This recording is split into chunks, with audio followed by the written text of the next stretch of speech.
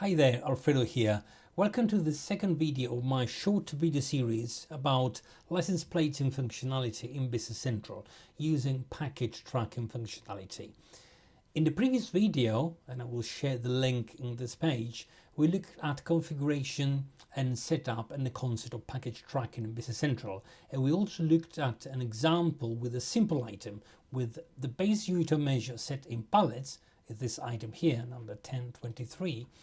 And the one and only unit of measure for this one is pallet. When we have, you can see in my sales unit of measure is only one pallet, right? In this video, we will take the complexity a step further and we will use an item with multiple units of measure. In this case, we will have this item here, number 1025-B, and we will see how license plating functionality works when we have a base unit of measure, which is the smallest unit of measure, as it should be. But at the same time, we have a purchase and a sales unit of measure, which is a large unit of measure. In this case, of course, it's a pallet. And you can see that my item 1025-B is set up with 4 pieces in one pallet.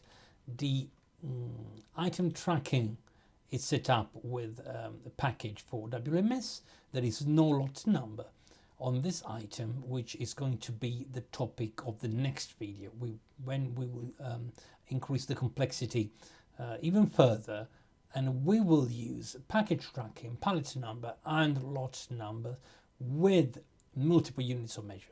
But let's stick to this video today, where we will use simple pallet tracking with multiple units of measure.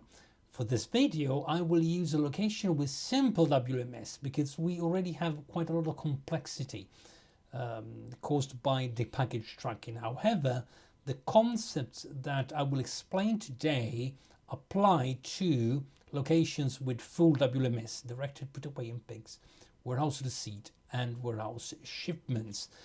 But today we will use this location Liverpool, which is set up with put away only, not receipt.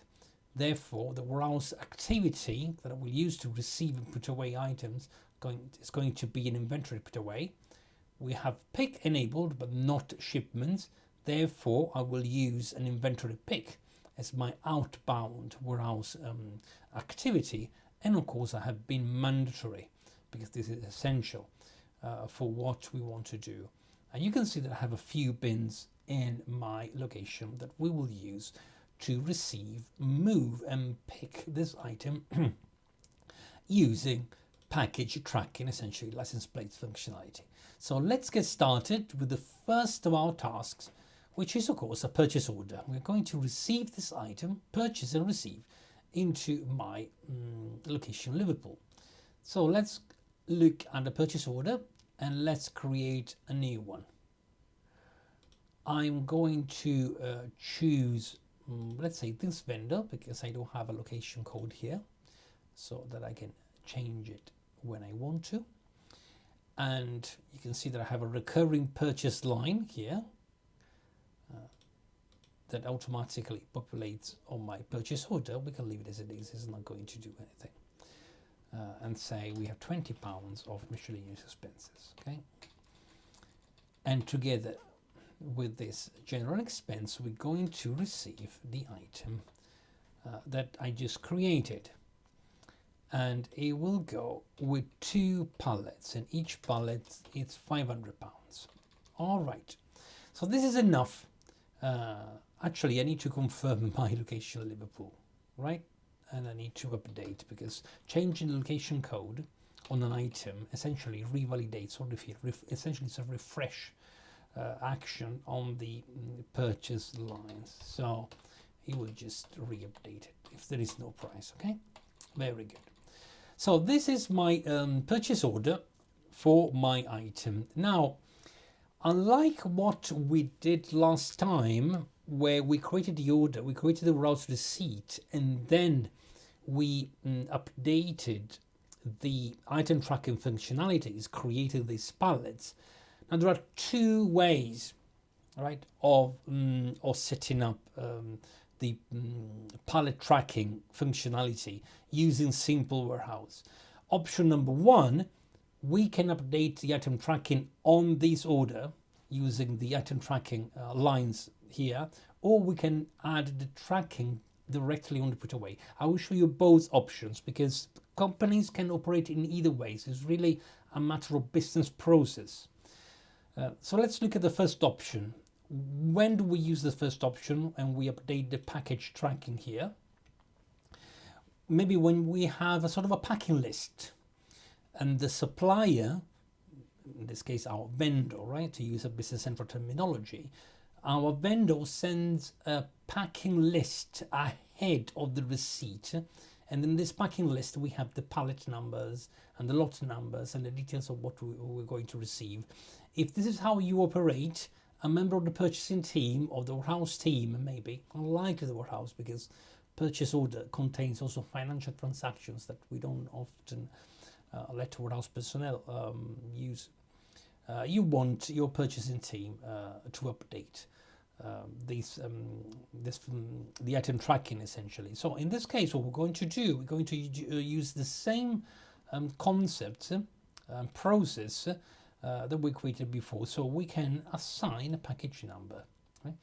And Business Central will automatically create a pallet number according to the number series. And by default, you can see that it shows a quantity of 8.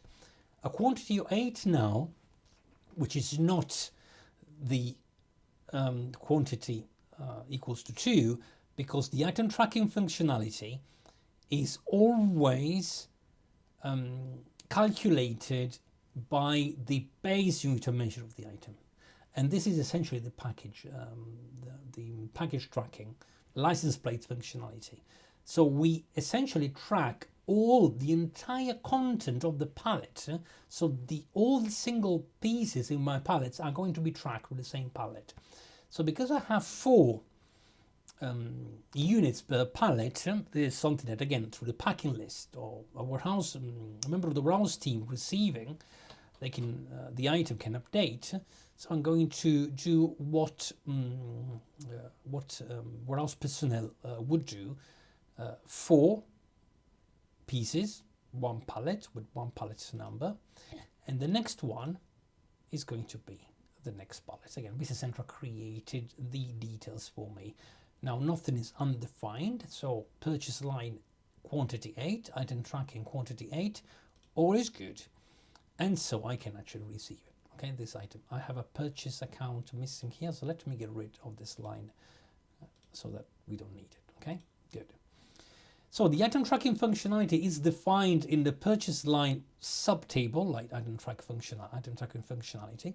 And because I have simple warehousing in this location, I can simply create an inventory put away. Create inventory put away is selected, and Business Central is pointing at the right purchase order number. Right? If I click here, you can see that it's been created, and by using this link, inventory put away, I can see the document, right? And as you can see, Business Central has done what I wanted it to do. It has created the inventory put away, but the inventory put away now has 2 lines, because 1 line for each pallet, and the pallet shows in the inventory put away here. Even though the item tracking is defined at with the base unit of measure, the inventory put away will create an inventory ledger using the unit of measure of the purchase line. So essentially, Business Central is doing the job for me, is tagging automatically all the 4 pieces with this number, and I will show you how it works in a moment. Both my pallets will go to the same bin. Nothing stops me from choosing a different one. But the good thing about license plating is that I can put more than 1 container, in this case our pallet, into the same bin for the same item and still see the individual package numbers, again pallets, numbers so that I can track my inventory, even if everything is in one place essentially. So I can post this one and receive it. I don't want to receive the invoice, of course, because we are looking at the inventory of them. Does not contain, but oh, of course, I forgot to fill the quantity to handle. I need to confirm quantity to handle here, and I can post the document, right? Actually, I don't want to post a document because I want to show you a different way of doing it, which means includes adding the package tracking, pallet number, directly on the inventory put away. So I'm going to delete it. Nothing's going to happen here. And I'm going to go to my item tracking line, and I want to delete my item tracking. All right, delete. It's fine because maybe the way you operate means that you want to track, you want to create the pallet numbers during the warehouse activity, right? You don't want to open and look at the purchase orders, right? In this case, it's perfectly fine because Business Central allows us to do the same. So I can create an inventory put away without adding the item tracking from in the order, and I can look at my inventory put away lines, show the document, and now you can see the difference is that now in Business Central created the inventory put away with one line, because at this point we don't differentiate by pallet number, and I can create here and add the pallet number here. The only caveat of this solution is that there's no functionality that allows me to use number series to automatically create a pallet for me. So if you want to use this functionality, if your pallets arrive already with a pallet number, ideally maybe stamped on a label that your users can scan using a mobile warehouse handheld, right? Unfortunately, there's no functionality that allows you to create the pallet number. So let's say, for example, that we scan this pallet number, and this is the pallet number. But then instead of having two pallets with the same number, I want two pallets here.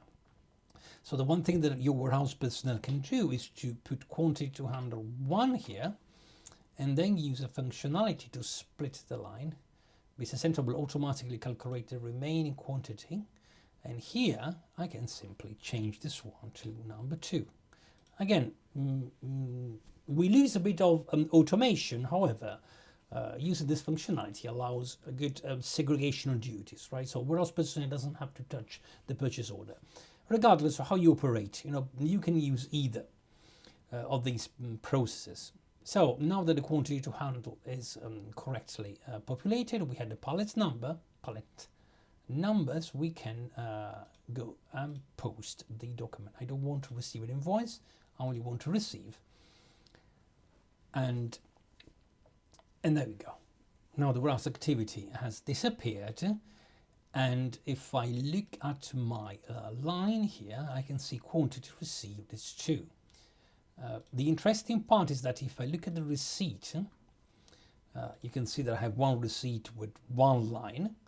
But if I look at the entries of my receipt, you can see that Business Central created 2 item ledger entries, which are your inventory ledgers anyway, or even better, inventory sub-ledger.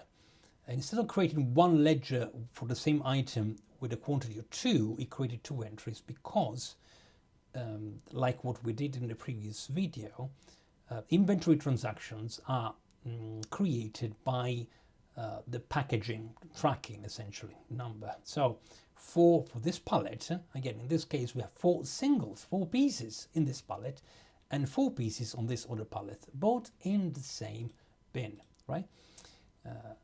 And if I go back and look at my item, then we can see that the item, the bin content, so let me look at my license plate demo, and let's find my item here. You can see that I have inventory 8, I get 2 entries with 4 pieces each.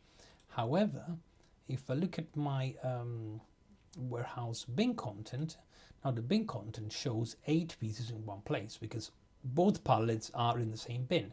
If I drill down here, the warehouse entries now, of course, shows a bit of movements, something that I tested before, But you can see that my 2 pallets are here, right? Perfect. So this is a proper license plate functionality for the receipt, right? We receive 2 pallets, 4 pieces each. And now we have 4 pieces with 1 pallet number and 4 pieces with another pallet number. So what happens now if I want to move 4 singles, right, in one place, or maybe 2? I want to open the pallet, right? And I want to put half a pallet in one bin, maybe a pick phase, and leave the rest of the half of the pallet where that item is. Where I can use an internal movement, because this location is set up with simple warehouse management system. And I can show you how you can now use license plating essentially for your inventory movement. We're going to look at internal movement. And I want to create a new internal movement. Again, this is possible because Liverpool location is set up with a basic WMS. If it was a full WMS, I would have used a movement worksheet, right? I don't need a bin, 2 bin code here because I can define it on the at line level. I'm going to ask Business Central to get me the bin content of my item 25B, right? And I click OK, and there we go. Right, I have 8 pieces in this item here. Where do we find the packaging number, the pallet number? Again, because an internal movement is a source document, like a purchase order or sales order, the tracking details are in a sub page here, which is called item tracking line. And there we go. It shows me the pallet number. And now I need to tell the system that I don't want this one, right? But I only want to move 2 of these here, right? In fact, there is another functionality that allows me to, new pallet number. I will show you in a moment. You can use it here, but I will show you that you can have a new package number information where you essentially create a new pallet. But let's stick with this one for a moment. So I want to take 2 out of this pallet. I close it here. I put number 2. And now I want to take 2 pieces from this bin. And I want to move it, let's say, to this bin. Oh, actually, it's the same. Let's do number 2. So from 801B to 802B, I want to take 2 pieces. Again, now I have the details of the bin, but also of the pallet. And now I can create inventory movement. The inventory movement is a warehouse activity, right? So inventory movement, like an inventory pick, an inventory put away, an inventory movement is a warehouse activity for a location with simple WMS. And this is the inventory movement that I want to see. A take action, a place action. Not only do I have the item number and the bin code, I also have the pallet number. And the pallet number essentially is take 2 pieces of this item from this bin, from this pallet, and put it into, and place it, right, into the new bin, right? And now I can just register the movement. Oops, I need quantity to handle, of course. Autofill quantity to handle now is correct here. And then I can register the movement. There are other functionalities here that allow you to split the line, but again, I'm not going to further split the line because I'm moving singles here. Maybe something for another video. I can register the movement, right? And now I have my content, right, in different places. If I want to look at my warehouse bin content, now I can see that I have only 2 singles in this bin. I have 6 into this one. If I drill down, I can see that this is what happened to my item. I received, right, this one because it's all data. I am left with 2 pieces of this pallet. Well, on this one, you can see that I have. There we go. I have for this item here, for this pallet, I have a quantity of 4 and then -2 of this one, and I have a positive movement of this pallet here, right? And so now we can essentially we can see the movements, and we can track all the movements of items using the same pallet number, which increases our traceability, right? There is another functionality now that I want to show you, because what happens if after I moved my item into a new bin, I want to change it, I want to create a new pallet. Let's say my 2 pieces of my item now from the old pallet are stored into a different bin, and I want this new content to have a new pallet number. I can do that using an item reclassification journal. An item reclassification journal allows us to change details about the item. Most of the time it's really about the changing unit dimension. Sometimes with simple warehouse management feature you can use it to change the bin code. However, using the item tracking lines, we can create new pallet number. So what I'm going to do now, I'm going to get the bin content of my item number 1025B, 25B, and I'm going to say OK, and there we go. This is what we have. Let's delete this one because I don't want that in my right. Okay, so we have 2 pieces here, the half pallet that we left where it was, and 6 on this one, which includes the 4 that we originally received, right, and the 2 that we moved later. So if I look at my item tracking details, right, you can see you see how this is defined on this one. And if I look at this one, you can look at line, item tracker line, you can see so the pallet and the new pallet here.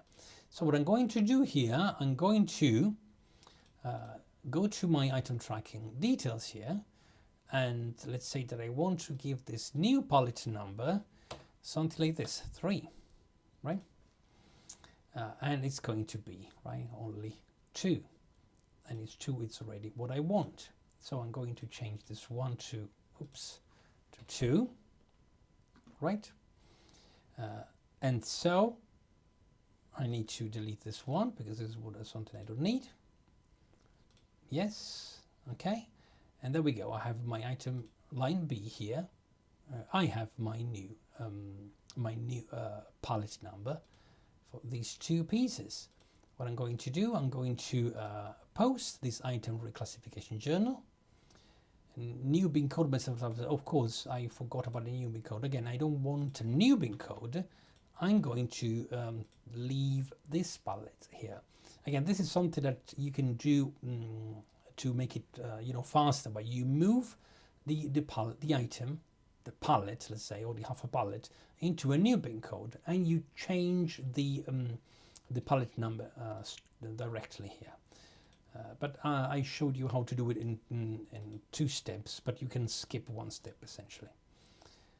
All right, the journals are posted successfully. So now if we look at our content here, if we look at the related and bin content, now you can see that the 2 left here are perfectly fine because it's my pallet number and ending in 681. But in my bin, in the other bin now, I also have a reclassification journal that took -2 from this pallet and +2 on the new pallet, and it shows with a unique number, which is the reclass journal. So traceability at pallet level, even when we split, essentially we break the pallet, right? For full traceability. This is a proper license plate functionality. The last step that I want to show you now is on the pick, because now we have some pallet numbers in our warehouse, and I want to pick and ship this item, and I want my warehouse personnel to pick the right item from the right bin, and I want to pick it from the right pallet number.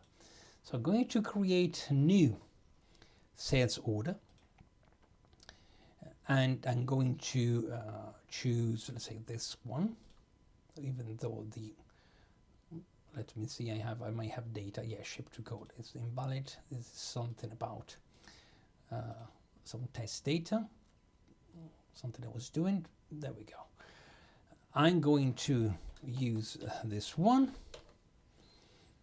this item, and I'm going to change to Liverpool, right? And you can see that I can ship and sell in pallets, but in this case, because I have singles in my pick phase into a new pallet number, into a new pallet, I'm going to change just pieces. And I say, please find only one piece of this item, all right? I'm going to release this order, and I'm going to create an inventory pick this time. Again, we create an inventory pick because the location is set up with simple warehouse. I don't need to put away. I need to create a pick, okay, for my sales order that matches my sales order number here. All right. Excellent. We have the inventory pick is created. So warehouse, inventory pick lines, show the document, and there we go. Now, just like what I did before on the purchase order, there are two ways of assigning a pallet number, a packaging number on a warehouse activity. In this case, it's the abound activity, right? I can do it straight in the inventory pick, or I can do it on the actual order, right? So let's use this example, and then we will go back and try the other way. So in this case now, the pallet number is not something that I can just add randomly, right? Because I need to pick and choose an existing pallet, right? So if I click on these three dots, you can see that Business Central shows the pallet number list, which is the number of pallets and the total quantity of singles by pallet. Now this is, you're getting very close to a full license plate functionality. It also tells me the bin content available. So I can see that on this one, I have no content available, therefore I cannot pick from here. This is the bin where we have the 4. And here we have the actual 2 that I just moved, and the new pallet that I created. So I'm going to click here, and it will show automatically the bin code. There we go. Now quantity to handle is going to be autofill quantity to handle, right? And I can post. However, we can do the other way around. So I'm going to delete this one, and just like what I did for a purchase line, I can do here. I can go here. I believe it's here, rated information, item tracking lines. There we go. And now you can see that I can choose, looking at these 3 dots, right? The difference is that on the item tracking line on the sales subpage, I don't have much data that I need. I know that I can pick this one, but of course I don't have much data. So in this case, I would probably prefer leaving the warehouse team to do it. However, there are cases where you want to reserve a specific pallet to an order, right? And then of course I want one. There we go. And so this is now, in a way, it's almost like reserving the stock from one pallet for this order, right? So now, if I want to create my inventory pick and put away, inventory pick is created. If I go to related and I open the inventory pick, now there is a little difference. You can see that the pallet number shows already on the pick note. Again, this is a matter of personal preferences, maybe even better. It's really a matter of business processes, right? Some companies operate in one way, other companies operate in another way. So now that I'm fine, I can pick. I don't want to invoice, I only want to ship, though it does not contain. Again, I keep making the same mistake. I need to autofill the quantity to handle. And now I want to post it. Okay, I don't want to, maybe in this case I can ship an invoice, but in this case I just want to ship. The system is posting the lines, warehouse activity. There we go. This is gone. And if I look at my shipments, I can see what I shipped. And if I look at my entries, you can see that Business Central, I just created one item ledger entry. And the item ledger entry includes the pallet number of what we shipped. And so if I go back and I look at my item, now I can see all the history of the warehouse and the inventory movements by item, by location, by pallet. You can see what happened here. We purchased this item, 2 entries, these 2 pallets, right? This is negative adjustment I did before. So let's start from here. This test data that I put together when in preparation for this video. So the purchase receipt, 2 pallets, 4 singles each, right? Then it's a transfer where essentially we moved 2 singles from one pallet into the new pallet, and we created a new pallet. And then we shipped, for this sales order, we shipped one of these one piece of this item from the new bin, from the new pallet.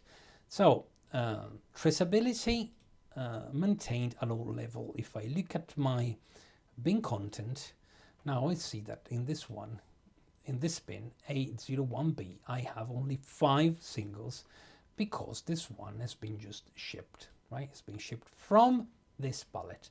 This is again the reclass from this bin to this bin, and then we shipped one from here. And the source number is my posted sales shipment. So license plates functionality, as it should be, a way to track transactions, giving one unit of measure, usually the larger unit of measure that contains multiple smaller unit of measure, with a unique identifier that is carried across all the single transactions, even for the smaller unit of measure, right? So more than just an item reference, more than just a barcode, a proper functionality to track inventory movement and warehouse movements with a unique identifier. I hope you find this beneficial. This was number 2 of my short video series for license plates functionality. In the next video, I will show you how to use license plate pallet numbers in addition to lot numbers with expiry dates. This will take the complexity to the next level essentially, and it's very powerful, but again it can be quite complex. It's not something I would recommend to most companies. However, if your warehouse business processes are very complex and you require that kind of traceability, maybe you work in pharma and food and beverage, then you might benefit from that kind of traceability the license plates functionality allows you to have. Hope you find this interesting. If you have any question, let me know. Speak soon.